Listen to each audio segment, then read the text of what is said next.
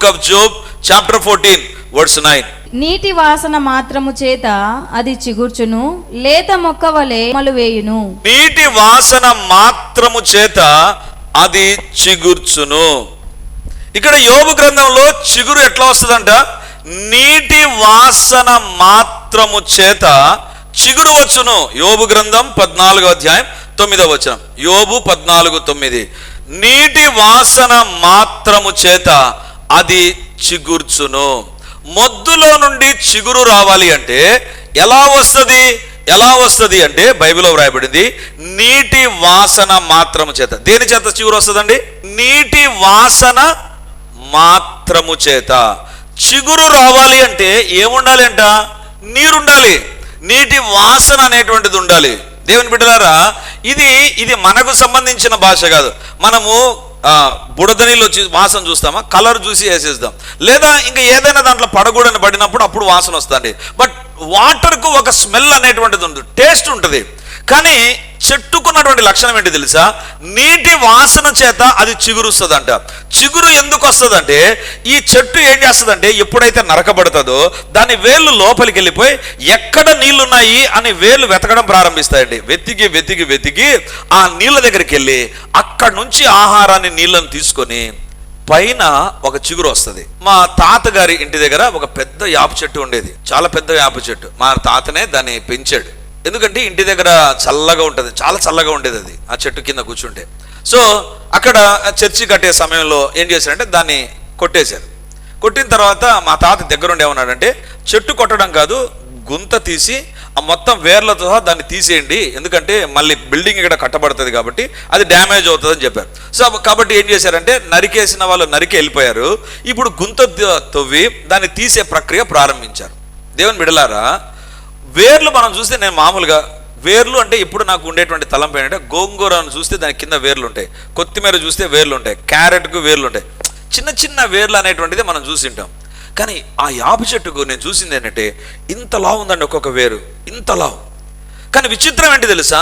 ఆ వేరు లోపలికి లేదు, ఇట్లా లోపలికి లేదు, అది ప్రక్కకి వెళ్ళిపోయిందండి, ఇట్లా ప్రక్కకి వెళ్ళిపోయింది. నాకు అనిపించింది ఇదేం వేరు ఇది? మామూలుగా క్యారెట్ వేర్లు కిందికి ఉంటాయి, లేదా కొత్తిమీర వేర్లు కిందికి ఉంటాయి, గోంగూర వేర్లు కిందికి ఉంటాయి. ఇదేంటి ఇది పక్కకి వెళ్ళిపోయిన వేరు? ఇది అడ్డదిడ్డంగా పెరిగేటువంటి వేరేమో నాకు అనిపించింది. దేవుని బిడ్డలారా, అప్పుడు నేను అడిగాను, ఆ గుంత తవ్వుతున్నటువంటి వారిని అడిగాను, ఇది ఎందుకు ఇలా వెళ్ళిపోయింది అంటే ఆయన ఏమన్నాడంటే, ఏం లేదు బాబు, ఇక్కడ నీళ్లు లేవు, దానికి నీళ్ళు ఎక్కడో ఉంటాయి, ఇటు పక్క ఏమన్నా బావుందా అని అడిగాడు. కరెక్ట్గా సిఎస్ఐ స్కూల్లో ఒక బావి ఉందండి, ఆ బావి వైపుకి వేర్లు వెళ్ళిపోయాయండి. ఎందుకు ఆ చెట్టు పచ్చగా ఉంటుంది తెలుసా? Not because of the place, అది దాని ఉన్నటువంటి స్థలాన్ని బట్టి కాదు, అది దాని వేర్లను నీటి వాసన దగ్గరికి తీసుకుని వెళ్తుంది. పైన ఫలము, పైన పచ్చదనము, కింది వేర్లు వెళ్ళినటువంటి నీటి వాసనను బట్టి ఉంటది.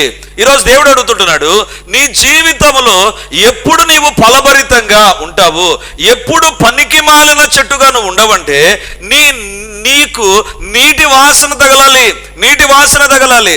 దేవుని బిడ్డలారా, అప్పుడప్పుడు మనం వింటుంటాం, ఐసీయూలో జాయిన్ అవుతుండగానే ఈ రోగి స్పందించడం లేదండి, he's not responding, he's vitals are not responding, అవి మనం వింటూ ఉంటాం. సడన్ గా ఒక్కవేళ ఊపిరాడింది అనుకుందాం, లేదా ఏదన్నా అవకాశం కనబడింది అనుకో, వెంటనే అంటారు హోప్ ఉందండి, ఉంది, ఏదో స్పందిస్తున్నాడు, కొంచెమైనా స్పందిస్తుంటున్నాడు. ఇప్పుడు దేవుడు అంటున్నాడు, మొద్దు అయిపోయావా?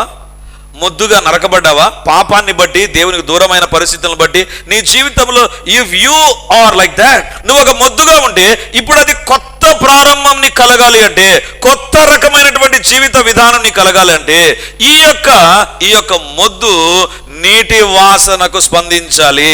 ఈ నీటి వాసనకు స్పందించే జీవితమే రాబోయేటువంటి దినాల్లో ఆశీర్వదించబడుతుంది. ప్రతి ఒక్కరు ఆశీర్వదించబడరు, చర్చికి వచ్చిన ప్రతి ఒక్కరు ఆశీర్వదించబడరు, ప్రార్థనలో ఆమేన్ అనేటువంటి వారు ఆశీర్వదించబడరు, లేదా దేవునికి కానుకలు ఇచ్చేవారు ఆశీర్వదించబడరు. నీటి వాసనకు స్పందించే జీవితమే ఆశీర్వదించబడుతుంది. నీటి వాసనకు, చెట్టు యొక్క ఆశీర్వాదము, వేర్లు నీటి వాసనను స్పందించాలి, నీటి తేమనది స్పందించాలి, నీటి వాసనది స్వీకరించాలి. And it should be connected to the water source. అది నీటి కేంద్రానికి అది కనెక్ట్ కావాలి. అప్పుడే బైబిల్లో వ్రాయబడింది, నీటి వాసన మాత్రము చేత అది చిగుర్చును. ఈ మొద్దు చిగిర్చాలి అంటే నీటి వాసన ప్రాముఖ్యం. అడవిలో ఉన్న చెట్టుకి ఎవరు నీళ్లు పోయరు, కానీ ఎట్లా పెరుగుతాయి ఇవి? నీటి వాసనను పసిగడతాయి. చెట్టుకున్నటువంటిది అదే లక్షణం, చెట్టుకున్నటువంటి అదే లక్షణం. దేవుడు అలాంటి ఇన్స్టింక్ట్ వాటికి ప్రసాదించాడు. మనకు అర్థం కావడానికి ఎగ్జాంపుల్ చెప్తాను. మన పిల్లలకు డైనింగ్ టేబుల్ అని ఒకటి క్రియేట్ చేసి, డైనింగ్ టేబుల్ పైన తినేటువంటి పదార్థాలు ఉంటాయి. చీమను అడుగుదాం, చీమ నీకు డైనింగ్ టేబుల్ ఉందా? ఎక్కడుంది? మాకు ఎక్కడో ఉంటుంది, ఎత్తుకొని వెళ్ళాలి. చీమకి ఎవరు చెప్పారు అక్కడ లడ్డు ముక్క పడిందని? మంచం దగ్గర నువ్వు పండుకొని తిని అన్నం కింద వేసి ఉంటావు, అది ఎత్తావు నువ్వు. కానీ చీమ ఎక్కడో ఉంటుంది, అది కనుక్కుంటుంది. అది లోకములో ఉన్నటువంటి చెట్లకైనా జీవులకైనా ఎక్కడ దానికి శ్రేష్టత దొరుకుతుందో అక్కడికి కనెక్ట్ అవుతుంది. చీమ తన ఆహారం ఎక్కడున్నా అక్కడికి కనెక్ట్ అవుతుంది. చెట్టు తన నీటి వాసన ఎక్కడుందో అక్కడికి కనెక్ట్ అయిపోతుంది. ఇప్పుడు దేవుని బిడ్డ, మొద్దులో నుండి కొత్త ప్రారంభం నీకు రావాలి అంటే నీటి వాసనకు కనెక్ట్ కావాలి. ఏంటి నీటి వాసన? ఎఫెసీయులకు రాసిన పత్రిక 5వ అధ్యాయం 27వ వచనం. పురుషులారా, మీరును మీ భార్యలను ప్రేమించుడి, అటువలే క్రీస్తు కూడా సంఘమును ప్రేమించి అది కలంకమైనను ముడత అయినను అట్టిది మరి ఏదైనను లేక పరిశుద్ధమైనదిగాను నిర్దోషమైనదిగాను మహిమగల సంఘముగాను ఆయన తన ఎదుట దానిని నిలవబెట్టుకొనవలెనని వాక్యముతో ఉదక స్నానము చేత దానిని పవిత్రపరిచి. చాలు. ఉదక స్నానము. ఉదకం అంటే ఏంటి? ఉదకం అంటే నీరు. ఇక్కడ దేవుని యొక్క వాక్యంలో వ్రాయబడింది, కలంకమైన నిర్దోషముగా లేకుండా ఉండాలి అంటే, కలంకం లేకుండా నిర్దోషమైనదిగా మహిమగలదిగా ఉండాలి అంటే వాక్యం అనే ఉదక స్నానము, నీటి స్నానము.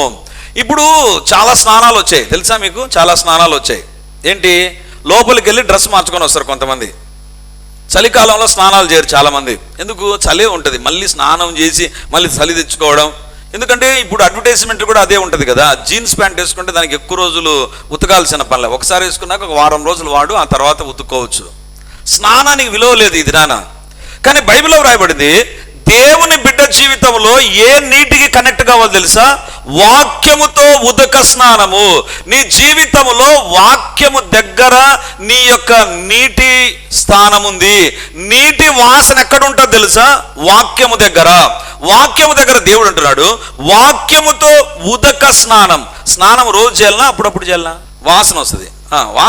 వాసన రాకుండా డియో వేసుకున్నాను, సెంట్ వేసుకున్నాను, మరి స్నానం చేయకపోతే ఏమవుతుంది? చెప్పండి. తెలిసిందే కదా, మనం స్నానం చేసే వాళ్ళమే కదా. చర్మ వ్యాధి వస్తుంది, అబ్బో సూపర్. ఇన్ఫెక్షన్ వస్తుంది, మంచిది. అంత నీకు సంబంధించింది చెప్తున్నారు, నాకు సంబంధించింది చెప్తున్నారు. మనకేనా దాని ఎఫెక్ట్ పక్కన వాళ్ళకు ఉండదా? ఇప్పుడు దేవుడు అంటున్నాడు, నీ జీవితంలో మొద్దుగా ఎప్పుడు మారుతావంటే వాక్య స్నానం చేయకుండా ఉంటే, ఉదక స్నానం లేకుండా ఉంటే, వాక్యముతో ఉదక స్నానం చేయకుండా ఉంటే.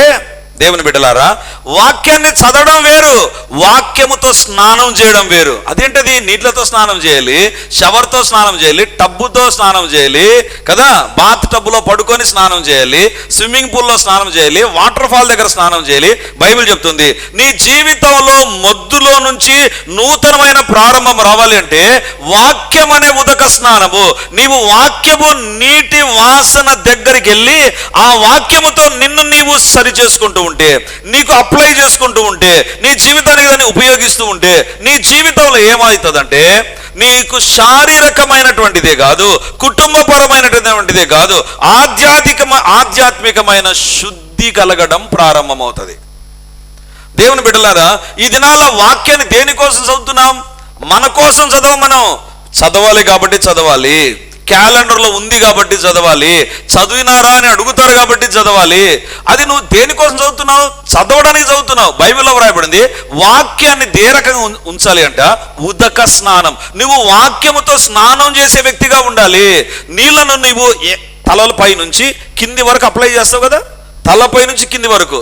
సోపును తలకు అప్లై చేయరు, సోపును ముఖానికి అప్లై, తలకు మళ్ళీ షాంపూ కదా. ఇప్పుడు దేవుడు అంటున్నాడు, వాక్యము నీ కళ్ళ దగ్గర పని చేయాలి. వాక్యము నువ్వు తిని తాగే పదార్థం దగ్గర పని చేయాలి, వాక్యము నువ్వు వినే దగ్గర పని చేయాలి, వాక్యము నువ్వు చేసే పనుల దగ్గర పని చేయాలి. దేనికోసం చేయి చాపుతుంటున్నావు దాని విషయంలో వాక్యం పని చేయాలి. ప్రతి చోట వాక్యం పని చేస్తే నీ జీవితంలో నూతనమైనటువంటి వాటిని దేవుడు దయచేస్తాడు. హల్లెలూయా. మొద్దు ఎప్పుడు చిగురిస్తుంది అంటే నీటి వాసన చేత చిగురుచును. మరి నీటి వాసన ఏంటి? వాక్యం. దేవుని బిడ్డలారా, ఎంతగా వాక్యముతో నీ జీవితాన్ని సరి చేసుకుంటూ ఉంటావో, ఎంతగా వాక్యం ఎదుట సరి చేసుకుంటూ ఉంటావో, అంతగా నీ జీవితం దేవుని ఎదుట నూతనమైన ఆశీర్వాదాలు పొందడానికి అర్హత వస్తుంది. పరిశీలన చూసి దేవుడు అంటాడు, మీరు బయట శుభ్రం చేసుకుంటారు, మీరు లోపల శుభ్రం చేయరు. మీరు మిమ్మల్ని లోపల శుభ్రం చేయరు, బయట అందరికి కనపడడానికి మీరు శుభ్రం చేసుకుంటారు. ఈరోజు మనం అందరికీ కనబడుతున్నాం, కానీ లోపల నీలో ఉంది, లోపల నీలో ఉండకూడనివి ఉన్నాయి. పాపానికి సంబంధించి చాలా మనిషిని బయట నుండి లోపలికి వెళ్ళినవి కావు, లోపల నుండి బయటకు వచ్చినవే నిన్ను అపవిత్రపరుస్తుంటున్నాయి. లోకంలో ఉన్న నీరు బయట కడుగుతుంది, వాక్యం అనే నీరు ఇన్ టోటల్ అది క్లెన్స్ చేయడం ప్రారంభిస్తుంది. ఈరోజు దేవుడు అడుగుతుంటున్నాడు, వాక్యం వలన మనము శుభ్రత. అందుకే వాక్యం వింటున్నప్పుడు నీ జీవితంలో అవును కదా, ఇది లేదు కదా నా జీవితంలో, ఇది నా జీవితంలో కరెక్టే కదా, నేను వాక్యం దగ్గర నేను చదువుతుంటాను అని ఎందుకు అనిపిస్తుంది తెలుసా? వాక్యం నిన్ను పరీక్షిస్తుంది, వాక్యం నీలో ఉన్న తప్పును చూపిస్తుంది, వాక్యం నీలో ఉన్నటువంటి సెట్ బ్యాక్ చూపిస్తుంది. వాక్యాన్ని చదువుతున్నావా? వాక్యము దగ్గర స్నానం చేస్తున్నావా? ఉదక స్నానం. పరిశుద్ధమైన నిష్కలంకమైన నిందారహితమైన జీవితం ఎవరు గడిగి ఉంటారంటే బైబిల్ క్యారీ చేసేవాళ్ళు కాదు, బైబిల్ చదివే వాళ్ళు కాదు, బైబిల్తో స్నానం చేసేవాళ్ళు, వాక్యాన్ని అప్లై చేసుకునేటువంటి వారు. అమ్మో, నా కళ్ళు ఈ రకంగా చూసే కదా, బైబిల్ ఈ రకంగా ఉంది కదా, నేను చేయకూడదు, కాబట్టి నా కన్నులకు నీవే కాపుదలగా ఉండు, నా నోటికి కాపుదలగా ఉండు. ఎందుకంటే బైబిల్లో ప్రార్థన చేస్తారు. యెషయా గ్రంథం 1వ అధ్యాయం ప్రవచనం, 2వ అధ్యాయం ప్రవచనం, 3వ అధ్యాయం ప్రవచనం, 4వ అధ్యాయం ప్రవచనం, 5వ అధ్యాయం ప్రవచనం, 6వ అధ్యాయంలో పరలోక దర్శనాన్ని చూస్తున్నాడు. యెషయా ఏ రకంగా ఉన్నాడు తెలుసా? తల మొదలుగా అన్ని పర్ఫెక్టే, ఒక పెదవులే అపవిత్రంగా ఉన్నాయి, ఒక పెదవులే మిగతంతా పర్ఫెక్ట్. ఇప్పుడు పెదవులు ఉంటే ఏమి, ఆ కొంచెం ఉంటే ఏమి అనుకోలా. దేవుడు అంటున్నాడు యెషయా దర్శనంలో పరలోక సింహాసనమే కాదు, నీ పెదవులు కూడా నీకు కనపడతాయి. విచిత్రం తెలుసా? అన్నిటినీ నేను చూస్తాను కానీ మీ పెదవులు మీకు కనపడతాయా? కొంతమంది చూస్తున్నారు ఇట్లా, కనపడదు, ట్రై చేసినా కనపడదు. ఒకసారి చూడండి మీ పెదవులను, చూసుకున్నారు ఏ రోజైనా? అందుకే ఒక అద్దాన్ని కనిపెట్టారు, అది పర్సులో పెట్టుకొని చూసుకుంటాం పెదవు ఎట్టుంది అని. అందుకే పెదవు సరిగా ఉండదు కాబట్టి దానికి పూస్తారు కొంతమంది. యెషయాకు అందరి జీవితం కనపడుతుంది, తనలో ఉన్నది కనపడలా. అప్పుడు దేవుడు అంటున్నాడు, యెషయా యు ఆర్ మై ప్రాఫెట్ కదా, నువ్వు వెళ్ళాలి కదా అనేక మందికి, నీ పెదవులు సరిగా లేవు. ఈరోజు దేవుడు అడుగుతుంటున్నాడు, పరిశుద్ధమైన వాక్యం ఎదుటను కూర్చొని వాక్యాన్ని చదివి, దేవా ఇందులో నాకు సంబంధించింది ఏముంది ప్రభువా, నేను ఎక్కడ సరి చేసుకోవాలి, నా కుటుంబానికి సంబంధించింది ఏది, నా పిల్లలకు సంబంధించింది ఏది, ఎక్కడ నేను కరెక్ట్ చేసుకోవాలి ప్రభువా, ఎక్కడ నా జీవితం. If you apply the word of God, if you bath with the word of God, దేవుని వాక్యముతో స్నానం చేసే వ్యక్తిగా, స్నానం ప్రతిరోజు చేస్తాం, ఎక్కువ సార్లు చేసే స్నానాన్ని బట్టి చాలా జబ్బులు రావంట. అది ఈ మధ్య డిస్కవరీ. ఎక్కువ సార్లు స్నానం చేసేటువంటి వ్యక్తి, నాకు అనిపిస్తుంది ఒళ్ళు పగిలిపోదా, ఫస్ట్ టైం స్నానం చేసి సబ్బు రుద్దుతావు, మళ్ళీ గంటకు మళ్ళీ స్నానం చేసి సబ్బు రుద్దుతావు. అంటే when you have taken care of your body will be healthy body. దేవుని బిడ్డలారా, ఈరోజు దేవుడు అడుగుతున్నాడు, వాక్యం అనే నీటి దగ్గరికి నువ్వు ఎన్నిసార్లు వెళ్తున్నావు? రోజుకు ఎన్నిసార్లు వెళ్తున్నావు? ధైర్యంగా నేను చెప్పగలను, మన పరిచర్యలో ప్రతిరోజు ఒక సందేశం నీ కొరకు వస్తుంది, 1 లేదా 2. ఇంకా ఆదివారం అయితే 3 సందేశాలు, యవనస్తుల మీటింగ్ అయితే 4వ సందేశం. దేవుని బిడ్డలారా, ఇంత వాక్యం నీ దగ్గరకు వస్తుంది, నిన్ను నువ్వు సరి చేసుకోకుండా వాక్య స్నానం లేకుండా నువ్వు గడిపే వ్యక్తివైతే నీ జీవితంలో నూతనమైన ప్రారంభాన్ని దేవుడు ఇవ్వడు. You may be entering it a new month but you will not have a new beginning. You may have a new month but you don't have a new beginning. ఈరోజు దేవుడు అడుగుతుంటున్నాడు, వాక్య స్నానం, వాక్య వాసన, నీటి వాసన దగ్గరికి నువ్వు రావాలి. ఆ నీటి వాసన నీలో నూతనమైన ప్రారంభాన్ని ఇస్తుంది. దేవుని బిడ్డలారా, ఎంతగా వాక్యాన్ని చదువుతామో అంతగా నిన్ను నీవు సరి చేసుకోవడానికి వీలుగా ఉంటుంది. Don't read the word of God to have the knowledge. తెలివి కోసం బైబిల్ చదవద్దు, చదవాలి కాబట్టి చదవద్దు. That is not the purpose of the Bible. అది బైబిల్ యొక్క ఉద్దేశం కాదు నీకు ఇవ్వడానికి. దేవుని బిడ్డలారా, బైబిల్లో వ్రాయబడింది, ఆ చిగురు రావాలి అంటే నీటి వాసన చేత, నీటి వాసన చేత. దేవుని బిడ్డ జీవితంలో నూతనమైన ఆశీర్వాదాలు రావాలంటే carrying the Bible doesn't make you something different. నీవు బైబిల్ తీసుకురావడం, బైబిల్ మార్చడం, బైబిల్ కలిగి ఉండడం కాదు. Apply the word to your life. నీ జీవితానికి అప్లై చేసుకోవడం ప్రారంభించు. నీ జీవితానికి అప్లై చేసుకోవడం ప్రారంభించు. ఈరోజు దేవుడు అడుగుతుంటున్నాడు, మన జీవితాల్లో మనల్ని మనం పరీక్షించుకుందాం. దేవుని బిడ్డలారా, వాక్యాన్ని వింటున్నాం, ఎంతో వాక్యాన్ని వింటున్నాం. బట్ ఎంతగా వాక్యాన్ని నువ్వు అప్లై చేసుకుంటున్నావు, అదే నీ జీవితంలో నూతనమైన ఆశీర్వాదాలను దయచేస్తుంది. నూతనమైన ఆశీర్వాదాలు దయచేస్తుంది. దేవుని బిడ్డలారా, ఈ మధ్యకాలంలో ఒక క్రీమ్ మా పిల్లలు మాట్లాడుకుంటుంటే విన్నా. ఏంటంటే, when you apply on your body, ఆ క్రీమ్ను అప్లై చేస్తే నీ బాడీ పైన ఉన్నటువంటి డెడ్ స్కిన్ అంతనే తీసేస్తుంది అండి. అది when you apply on to your body, అది నీ శరీరం పైన అలా పూస్తే నెక్స్ట్ టైం ఇలా నువ్వు రబ్ చేస్తే పైన ఉన్నటువంటి డెడ్ స్కిన్ అంతా వెళ్ళిపోతుంది. నేను ఆ క్రీమ్ కొనుక్కొని నా ఇంట్లో పెట్టుకుని, సూపర్ క్రీమ్, భలే ఉంది ఈ క్రీమ్, సూపర్గా పనిచేస్తుంది. ఏం ప్రయోజనం? దాన్ని తీసుకుని నేను అప్లై చేయాలి. శ్రేష్టమైన వాక్యం నీ దగ్గర ఉంది. నీ జీవితానికి నూతన ప్రారంభాన్ని ఇచ్చే వాక్యం, నీ జీవితాన్ని నూతనంగా దర్శించే వాక్యం ఉంది. ఎంతగా వాక్యాన్ని చదువుతున్నాం, ఎంతగా వాక్యాన్ని చదువుతుంటున్నాం. ఒకనొక సందర్భంలో సాధు సుందర్ సింగ్ గారు పరిచర్య చేస్తూ ఆయా ప్రాంతాలు తిరుగుతూ, ఐ థింక్ సౌత్ ఇండియాకి ఏమో వచ్చాడు. సౌత్ ఇండియాకి వచ్చి ఎక్కడో ఆయన పరిచర్యకని వెళ్తూ ఉంటే అక్కడ ఉన్నటువంటి వాళ్ళు అడిగారట, అయ్యా మీరు సిక్కు మతస్థుడుగా ఉండు దేవుని అంగీకరించి ఇంత గొప్ప సేవ చేస్తున్నారు కదా, చాలా మంచిది, మీరు ఇంతగా ఆశీర్వదించబడ్డారు, కానీ మీకంటే ముందు క్రైస్తవులు ఉన్నారు కదా, వాళ్ళు ఎందుకు దీవించబడలేదు, వాళ్ళు ఎందుకు ఆశీర్వదించబడలేదు? మీరు క్రైస్తవుడు కాదు పుట్టుకతో, మీ ఇంట్లో క్రైస్తవానికి సంబంధించిన బైబిల్ కానీ పాటల పుస్తకం కానీ ఏమీ లేవు. మరి మీరే ఒక్కసారి దేవుని యొక్క స్వరాన్ని విని, దేవుని మాట విని జీవితాన్ని మార్చుకొని ఇంత గొప్ప సేవ చేస్తూ ఉంటే, మరి క్రైస్తవుల దగ్గర బైబిల్ ఉంది కదా, మళ్ళీ వాళ్ళు ఎందుకు ఆశీర్వదించబడరు, వారికి ఎందుకు దీవెనలు రావు అంటే, ప్రశ్నించిన వ్యక్తిని అడిగాడంట, కొద్ది సమయం నాకు ఇస్తావా, మనం వెళ్దాం ఒక చోటికి. ఎక్కడికి రా, వెళ్దాం రా అని తీసుకెళ్ళాడంట. తీసుకెళ్ళి ఆ ఊర్లో సముద్రమో చెరువో దగ్గర ఉంటుందండి. ఆ చెరువు దగ్గర తీసుకుని వెళ్ళి లోపలికి వెళ్దాం పదా అన్నాడంట. ఇతను అడిగాడంట, అయ్యా నేను చెప్పింది అర్థమైందా? మీరు ఒక్కసారి వింటేనే దేవుని స్వరాన్ని ఇంత మార్పు చెందారే, మరి క్రైస్తవులకు పుట్టుక నుంచి బైబిల్ వాళ్ళ దగ్గర ఉంటుంది, మళ్ళీ వాళ్ళెందుకు దీవించబడరు అని అడిగితే, ఏంటి చూపిస్తా, దానికి కారణం చూపిస్తారా అని నీళ్ళలోకి ఇద్దరు దిగారంట. ఇంకా లోతుకి వెళ్ళారంట. లోతుకి వెళ్ళిన తర్వాత ఇప్పుడు లోపల చేయి పెట్టు అన్నాడంట. లోపల చేయి పెట్టి అలా వెతుకు ఏదో ఒకటి దొరుకుతుంది అన్నాడంట. అలా వెతుకుతూ ఉంటే ఏదో చేతి తగిలితే తీసుకుంటే రాయి. రా బయటికి వెళ్దాం రా. ఆ రాయి తీసుకొని బయటకు వచ్చాడంట.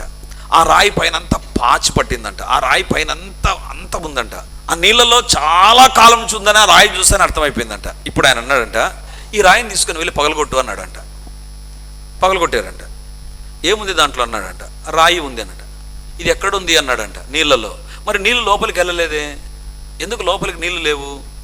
ఈ రాయికి ఆ స్వభావం లేదు. రాయి పై వరకే నీళ్ళను ఉంచుకుంటుంది, లోపలికి తీసుకోదు. అందుకే లోపల నీళ్లు లేవు.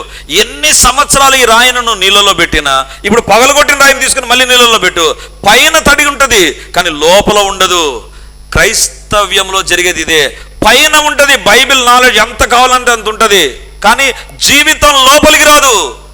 నా జీవితం లోపలికి బైబిల్ వచ్చింది, నా జీవితాన్ని తాకింది, నా ప్రతి ఏరియాను బైబిల్ తాకింది. ఈరోజు దేవుడు అంటున్నాడు, వాక్యం పైన ఉందా, వాక్యాన్ని చదవాలి కాబట్టి చదువుతున్నావా? వాక్యం నీ జీవితంలోకి వచ్చి ఎంత ప్రభావాన్ని చూపింది. దేవుడు అంటున్నాడు, ఆ యొక్క మొద్దు చిగురించాలి అంటే ఆ మొద్దుకు నీటి వాసన అవసరం. నూతనమైన ప్రారంభం దేవుడు నీకు ఇవ్వాలని కోరుతున్నాడు. ఈ రోజు నుంచే, ఇప్పటి నుంచే నీ జీవితంలో నూతనమైన కార్యాలు చేయడానికి ప్రభు సిద్ధంగా ఉన్నాడు. ఫస్ట్ కండిషన్, నీవు ఏ నీటి వాసన దగ్గరికి రావాలి తెలుసా? వాక్యం దగ్గరికి రావాలి. పరిసయ్యులాగా బయట శుభ్రం కాదు, నీ లోపల ఎంతగా వాక్యం పనిచేస్తుందో ఆలోచించి సరి చేసుకో. తలంపుల్లో పనిచేస్తుందా, నీ నిర్ణయాల్లో పనిచేస్తుందా, నీ ఫ్రెండ్షిప్ లో పనిచేస్తుందా, ఎక్కడ పనిచేస్తుంది? కేవలం వాక్యం చేతుల్లో ఉండి విని వెళ్ళిపోయేటువంటి వారం అయితే God will not have a new beginning in your life. దేవుడు కొత్త ప్రారంభాన్ని నీ జీవితంలో ఇవ్వడు. అందుకే వాక్యాన్ని చదవాలి, వాక్యాన్ని వినాలి, వాక్యాన్ని మన జీవితాలకు అప్లై చేసుకోవాలి. బైబిల్లో వ్రాయబడింది, దేవుని యొక్క వాక్యం చెప్తుంది, ఆ యొక్క మొద్దుగా ఉండడం నాకు ఇష్టంలా. ఆ మొద్దు చిగురించాలి. ఈ మొద్దుకు నూతనమైన ప్రారంభం రావాలి అంటే నీటి వాసన. ఈ నీటి వాసన ఏంటిది? వాక్యం అనే ఉదక స్నానం. రెండవదిగా బైబిల్లో చూస్తే 62వ కీర్తన 8వ వచనాన్ని చదువుదాం. జనులారా ఎల్లు ఆయన యందు నమ్మిక ఉంచుడి, ఆయన సన్నిధిని మీ హృదయములు కుమ్మరించుడి. దేవుడు మనకు ఆశ్రయము. దేన్నండి కుమ్మరిస్తాం? ఈ మౌస్ ఉంది నా దగ్గర, దీన్ని కుమ్మరిస్తామా? లేదు. ఈ మైక్ను కుమ్మరిస్తానా? దేన్ని? ద్రవాన్ని కుమ్మరిస్తాం కదా, ద్రవాన్ని కుమ్మరిస్తాం. ప్రార్థన ఇక్కడ చేస్తుంటున్నాడు. నా జనులారా ఎల్లప్పుడూ ఆయన యందు నమ్మిక ఉంచుడి, ఆయన సన్నిధిని మీ హృదయములు కుమ్మరించుడి.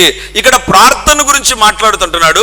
ప్రార్థన ఒక నీటికి సంబంధించిందిగా మాట్లాడుతుంటున్నాడు. మీ హృదయములను కుమ్మరించుడి. ఎక్కడ నీటి వాసనకి వెళ్ళాలి? ఒకటి, వాక్యపు వాసన దగ్గరికి రావాలి, వాక్యం అనే నీరు దగ్గరికి రావాలి. రెండు, ప్రార్థన అనే నీరు నీ జీవితంలో ఉండాలి. నీ జీవితంలో ప్రార్థన ఏ రకంగా ఉండాలంటే బైబిల్లో చూడండి, చాలా మంది ప్రార్థన చేస్తారు, కానీ బైబిల్లో చెప్పినటువంటి మెథడ్ ఏంటి తెలుసా? ఆయన సన్నిధిని ప్రార్థన చేయడి కాదు, ఆయన సన్నిధి మీ హృదయములను కుమ్మరించుడే. ప్రార్థన అందరూ చేస్తారు, హృదయాన్ని కుమ్మరించే వాళ్ళు కొద్దిమంది. మరొకసారి చెప్తాను, ప్రార్థన అందరూ చేస్తారు, ప్రార్థనలు అందరూ ఏకీభవిస్తారు, కానీ హృదయాన్ని కుమ్మరించే వాళ్ళు కొందరే. అంటే నీ జీవితంలో ప్రార్థన ఎక్కడి నుంచి రావాలి తెలుసా? It should not be from your lips.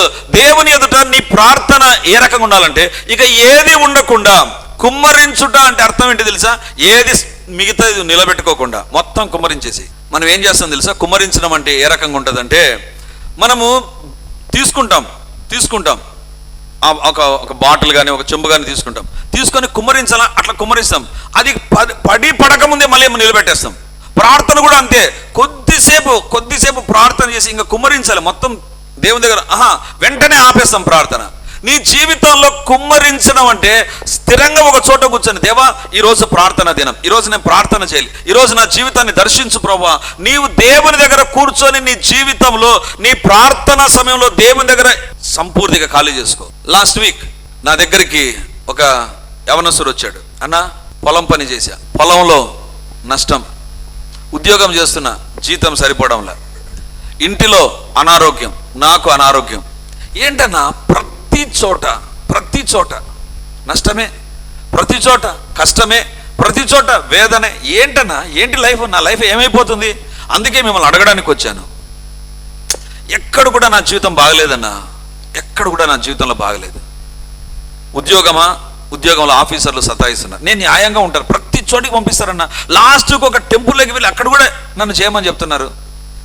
ఉద్యోగంలో మనశ్శాంతి లేదు, వచ్చే జీతం సరిపోవడంలా, పొలం పంట వేశాను, ఆ చీని తోటలు వేసాడు, ఆ చీని తోటలు మొత్తం ఎత్తిపోయింది, అందరిది ఫలించిందన్న, నాదొక్కటే ఏంటన్నా నా జీవితంలో ఎందుకు ఇలా అయిపోయింది? అంత విన్నాను.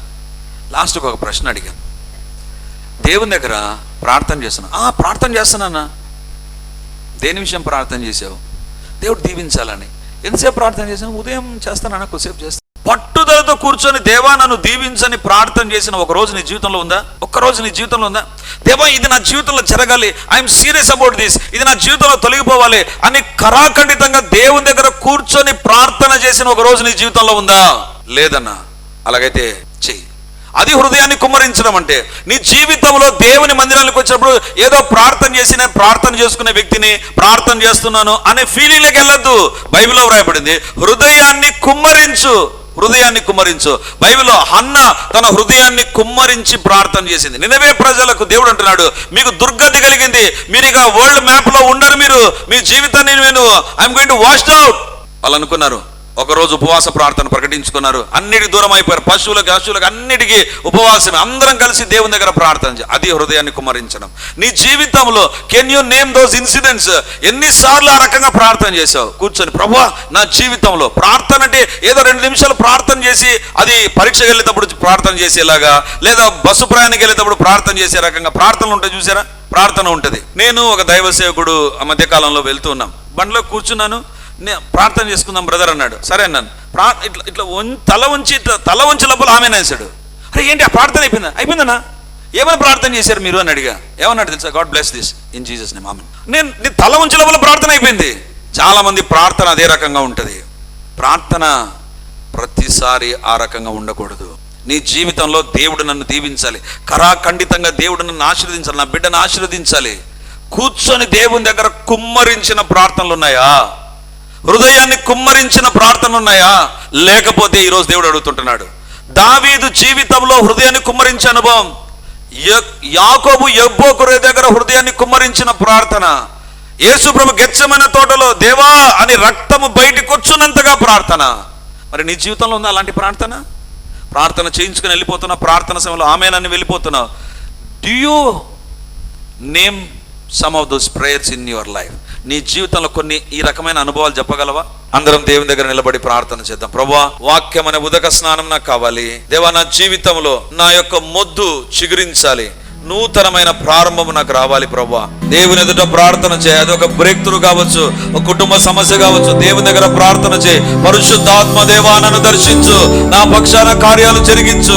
పరిశుద్ధాత్మ దేవుని ఎవరైతే అడుగుతారో, ఆశతో అడుగుతారో, పరిశుద్ధాత్మ దేవుని యొక్క కార్యాలు, పరిశుద్ధాత్మ దేవుని యొక్క సంధింపు, పరిశుద్ధాత్మ దేవుని యొక్క అభిషేకం ఈ సమయంలో నువ్వు అనుభవించగలవు. మౌనంగా ఉండదు, అడగాలి. పరిశుద్ధాత్మ దేవుడు మన మధ్య పని చేస్తుంటున్నాడు. స్తోత్రము తండ్రి, స్తోత్రము దేవా.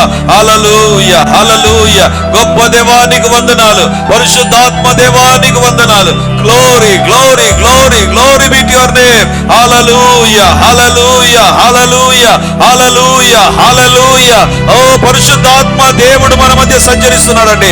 ఈ రోజు నుంచి దేవా, నా వాక్య ధ్యానం మారాలి, వాక్యం నా జీవితాలకు అప్లై చేసుకోవాలి నువ్వు అడిగితే పరిశుద్ధాత్మ దేవుడు ఆ వరాన్ని నీకు అనుగ్రహిస్తాడు. ప్రార్థనలో హృదయాన్ని కుమ్మరించడం నీ చేత కదా. పరిశుద్ధాత్మ దేవుని అడుగు. శక్తి కలిగిన దేవానికే స్తోత్రము తండ్రి. ఓ glory be to your name Jesus. Hallelujah, hallelujah, hallelujah. పరిశుద్ధాత్మ దేవుడు లైవ్ లో చూస్తున్న వారు మీరు కూడా ఏకీభవించండి. You can receive this anointing. ఇక్కడ ప్రజలు పొందుకునేటువంటి అభిషేకం మీ మీద కూడా దిగి వస్తాడు. హల్లెలూయా. పరిశుద్ధాత్మ దేవుడు సజీవమైన దేవుడు, ఆయన మనతో ఉన్నటువంటి దేవుడు, అభిషేకించే దేవుడు, జీవ జల నదులు ప్రవహింపజేసే దేవుడు. హల్లెలూయా, హల్లెలూయా, హల్లెలూయా, హల్లెలూయా, హల్లెలూయా. పరిశుద్ధాత్మ దేవుడు ఏదో ఒక్కరిపైకి అపోస్తుల కార్యంలోనే కాదు, ఆయన నిన్ను దర్శించాలని ఆశపడుతున్నాడు. హల్లెలూయా, హల్లెలూయా. తన్ను అడుగు వారికి ఎవరు ఎప్పుడు అడిగినా, ఇప్పుడు అడిగే సమయం వచ్చింది, నువ్వు అడగడం ప్రారంభించు. లార్డ్, నీవే మీ ఆత్మను నాకు అనుగ్రహించండి. పరిశుద్ధాత్మ దేవుడిచ్చే ఆ యొక్క జీవితం నాకు కావాలని అడగండి. That is going to be different life. అది వ్యత్యాసమైన జీవితం. పేతురు పరిశుద్ధాత్మకు పొందక ముందు ఒకరు, పరిశుద్ధాత్మ పొందిన పేతురు ఇంకొక రకమైన వ్యక్తి. మీ పైన ఉండే బంధకాలను ఆయన తెగగొడుతున్నాడు. It is totally destroyed and it is totally removed from your life. పరిశుద్ధాత్మ దేవుడి కార్యం చేస్తున్నాడు. నేను ఈ మాట చెబుతున్నాను అంటే ఊరికే చెప్పడం లేదు, పరిశుద్ధాత్మ దేవుడు చేస్తున్నాడు. కాబట్టి ఎవరైతే నాలో ఈ చెడ్డ అలవాటు ఉంది, ఇది అస్సలు పోవడం అనుకుంటున్నారో, అది మీ కొరకే మీ బంధకాలు వెడిపోతున్నాయి. యేసునామమందు రహస్య పాప జీవితము దేవుని యొక్క పరిశుద్ధ ఆత్మ యొక్క నదిలో కొట్టుకొని పోవునుగాక. ప్రతి అపవిత్ర కార్యము తొలగిపోవునుగాక. నైనా మీకే వందనాలు, మీకే స్తుతులు స్తోత్రాలు చెల్లిస్తున్నాం. ఈ వాక్యము ప్రతి ఒక్కరు నూతనమైన ప్రారంభాన్ని తీసుకొని వచ్చునుగాక. నూతన నెలలో మాత్రమే కాదు, నూతనమైన ప్రారంభం ఈ దినం నుంచి మా జీవితాల్లో ఉండినట్లుగా చేయమని యేసయ్య నామమందు ప్రార్థించి అడిగి పొంది ఉన్నాము తండ్రి. ఆమేన్, ఆమేన్.